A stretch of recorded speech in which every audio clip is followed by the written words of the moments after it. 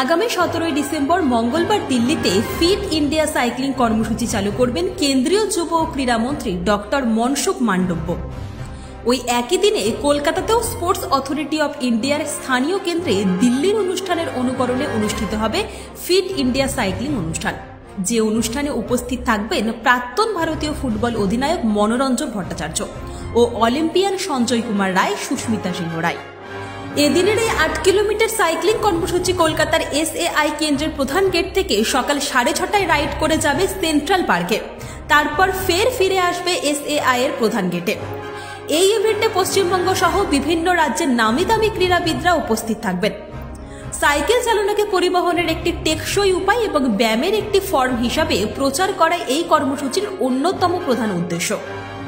যুব বিষয়ক ও ক্রীড়া মন্ত্রণালয় সরাসরি তত্ত্বাবধানে এই অনুষ্ঠান পরিচালনার দায়িত্বে থাকছে সাইক্লিং ফেডারেশন অফ ইন্ডিয়া বা CFI। ফিট ইন্ডিয়া সাইক্লিং মঙ্গলবারের এই উদ্যোগ সারা ভারত জুড়ে একসঙ্গে প্রায় 1000টিরও বেশি জায়গায় একই সঙ্গে শুরু হবে। জানা গিয়েছে, এই কর্মসূচি একবার শুরু হয়ে যাওয়ার পর থেকে প্রতি মঙ্গলবার দেশব্যাপী চলবে এই সাইক্লিং ইভেন্ট। প্রধানমন্ত্রী নরেন্দ্র মোদী 2019 সালে চালু করেছিলেন ফিট ইন্ডিয়া আন্দোলন, আর সেই আন্দোলনেরই একটা অংশ হল ফিট ইন্ডিয়া সাইক্লিং কর্মসূচি। ব্যুরো রিপোর্ট, আজ বাংলা।